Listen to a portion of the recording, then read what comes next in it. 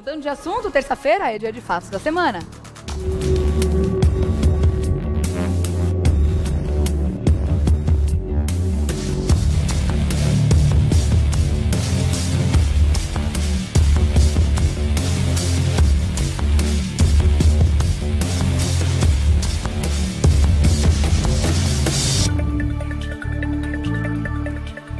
O avião que trazia Eike Batista dos Estados Unidos, de Nova York, onde ele estava, para o Brasil, pousou ontem no aeroporto do Galeão, no Rio de Janeiro.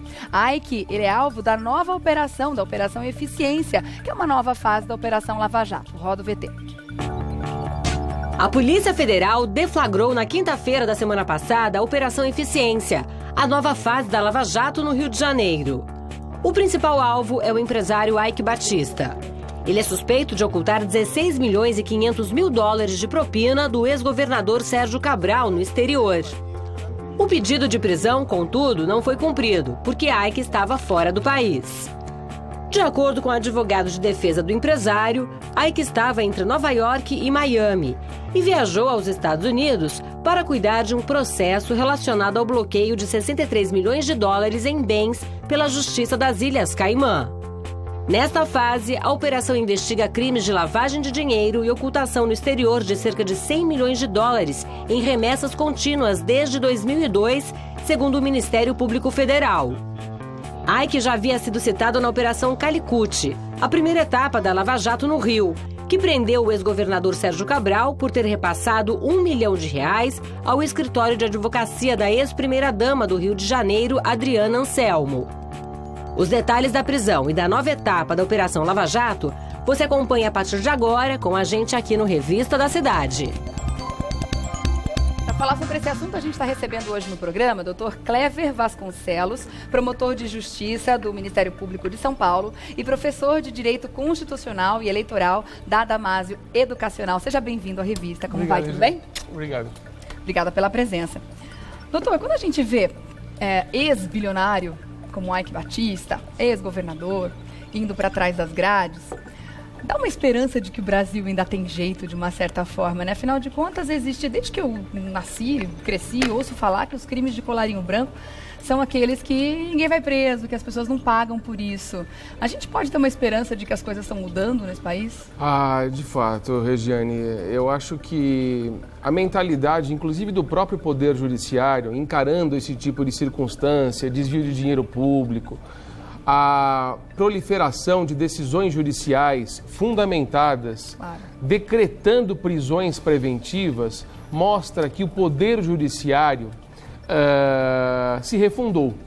E o próprio Ministério Público, da mesma forma, encarando essas situações com seriedade, com eficiência. Então eu vejo de modo positivo todo esse tipo de decisão que preserva o seu patrimônio, o meu patrimônio, o nosso patrimônio público, contra esses desvios, contra essa irregularidade, contra essa ilegalidade.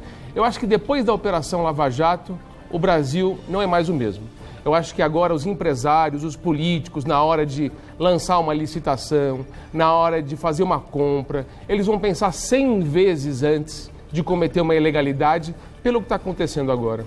Falando especificamente do caso de Eike Batista, agora ele está tirando essa acusação que o liga ao ex-governador Sérgio Cabral, ele já tinha outras investigações que pesavam em cima dele também.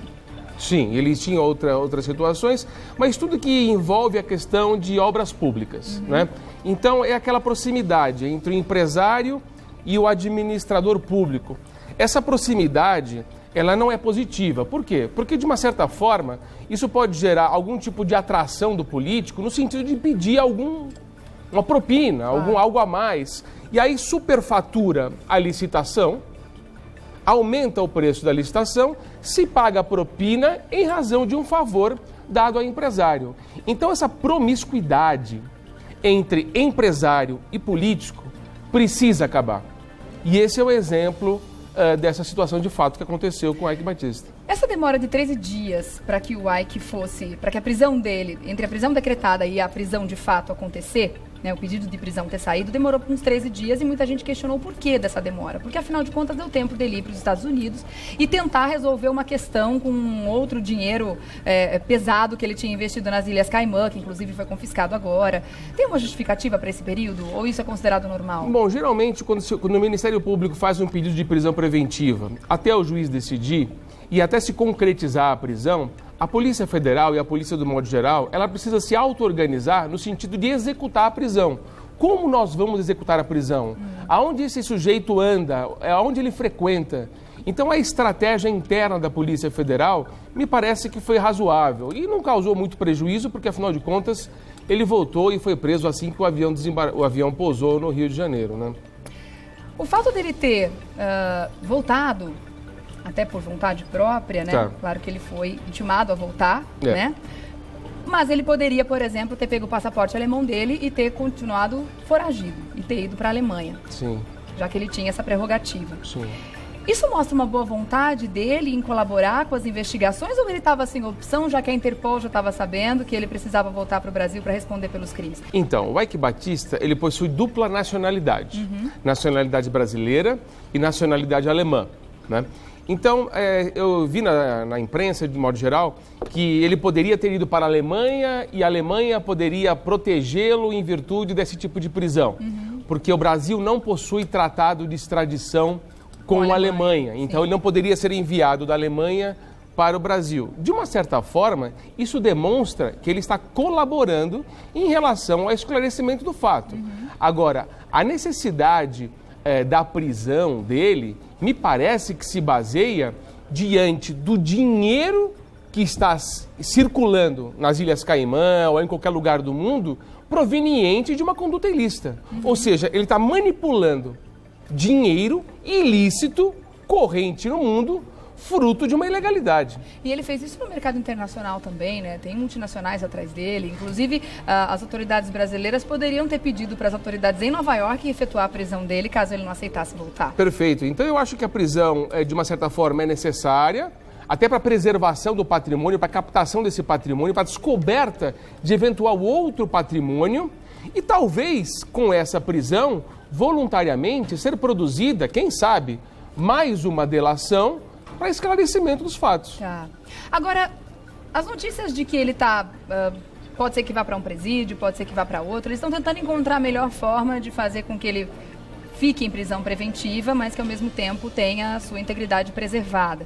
Só que ao mesmo tempo a gente fica com uma certa dúvida, né? Afinal de contas, os presídios não oferecem essa segurança. Ele é uma testemunha muito importante para esclarecimento de tantas outras situações, para entregar outros políticos. A gente quer mais ver empresário corrupto e político preso mesmo. Mas, por outro lado, a gente fica com medo de uma testemunha tão importante de acontecer alguma coisa com ele na prisão. Afinal de contas, ele não tem Curso superior. E não pode ficar em situação privilegiada dentro da cadeia.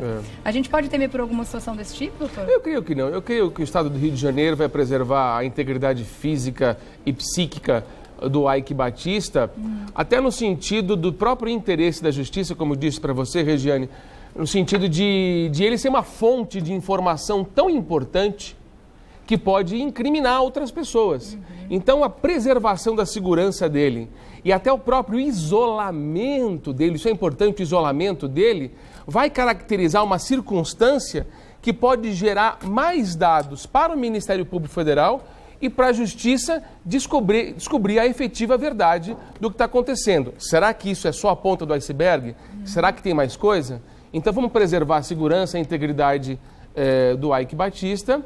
E o próprio Ministério Público Federal está conduzindo as investigações. Não existe denúncia criminal ainda contra o Ike Batista. O que existe é a fase de investigação, agora aos cuidados, do Ministério Público, né? Tá. Mudando de assunto, depois da morte do ministro Teori Zavascki, muita gente ficou preocupada, claro, com a questão das homologações. São 77 homologações que deveriam ter sido feitas, né, por ele, claro, afinal de contas ele era o relator da Operação Lava Jato, e que ficaram suspensas por um tempo, né, enquanto acontecia todo o trâmite. Sim. E ficou aquela dúvida, o que será que a ministra, né, a Carmen Lúcia, faria numa situação dessa? Será que ela vai distribuir né, entre a segunda turma, se eu não me engano, Segunda né, turma. que era do Teori Zavascki, ou será que ela mesma vai homologar? Ela optou por ela mesma homologar 77 delações. O que deve acontecer a partir de agora? Olha, Regiane, do ponto de vista técnico, eu tenho um pensamento muito particular a esse respeito, né? E ensino isso muito na minha sala de aula. Existe um princípio que é o princípio do juiz natural. Até o próprio ex-ministro do Supremo Tribunal Federal, Carlos Aires Brito, já falou isso. O que é esse princípio do juiz natural?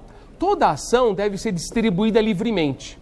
Bom, a Operação Lava Jato já estava por prevenção ao ministro Teori Zavascki. Então, todo o processo de envolvimento da Lava Jato era do ministro Teori.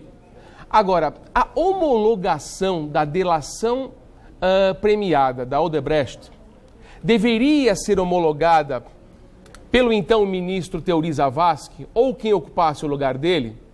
Eu acredito que sim. Tecnicamente, eu respeito muito a decisão da ministra Carmen Lúcia, mas eu não concordo. Eu acho que essa homologação deveria ser feita pelo ministro novo sorteado. Tá, então você acha que primeiro ela deveria ter escolhido um novo relator, ter feito um sorteio do novo relator, para depois... Em homenagem ao princípio do juiz natural que está na Constituição para preservar a imparcialidade do juiz. Agora, do ponto Por que você acha que ela fez isso, então? Por que dessa decisão?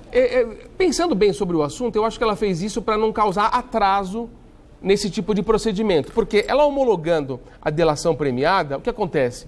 O próprio Procurador-Geral de Justiça já pode conduzir a investigação com essas informações.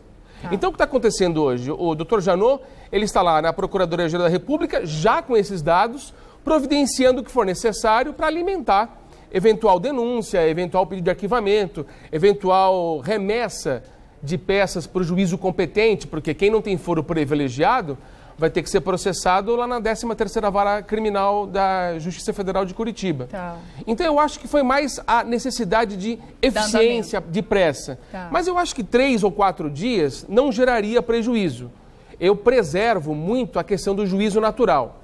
Mas, enfim, o ato de homologação de uma delação premiada não é um ato decisório.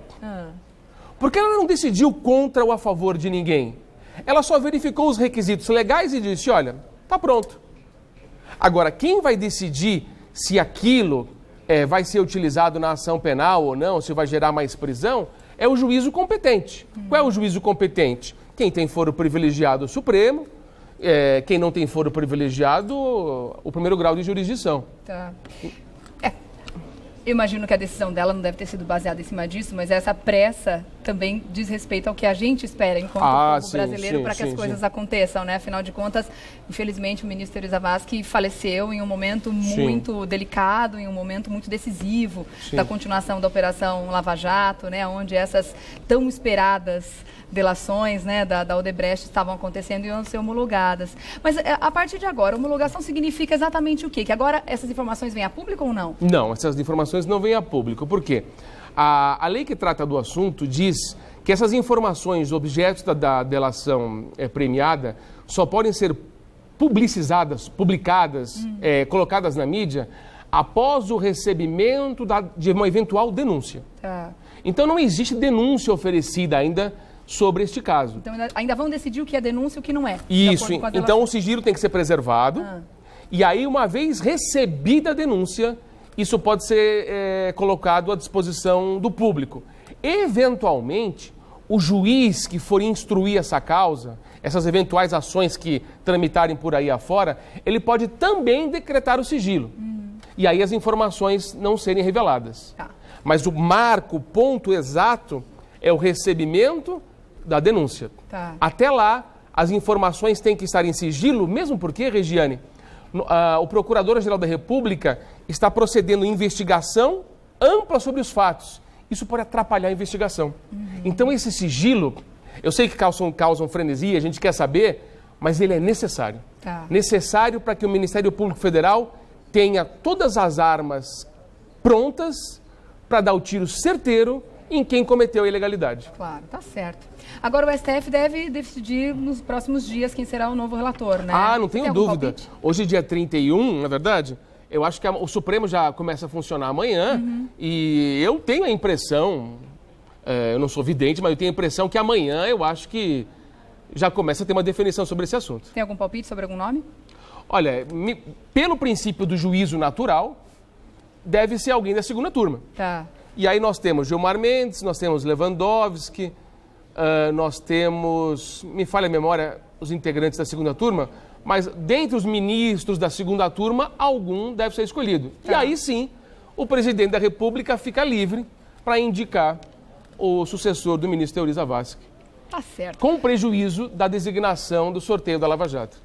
Vamos continuar aguardando, então, claro, esse assunto a gente vai discutir amplamente ao longo desse ano ainda. Eu quero agradecer ao Dr. Clever Vasconcelos, que é promotor de Justiça do Ministério Público de São Paulo e professor de Direito Constitucional e Eleitoral da Damásio Educacional. Vou deixar também aqui um contato através do Twitter, né? @prof_clever. @prof_clever. Obrigada pela presença aqui, doutor. Eu que agradeço. Até uma próxima, viu? Obrigado. Obrigada mesmo. Obrigado. Ótimo dia.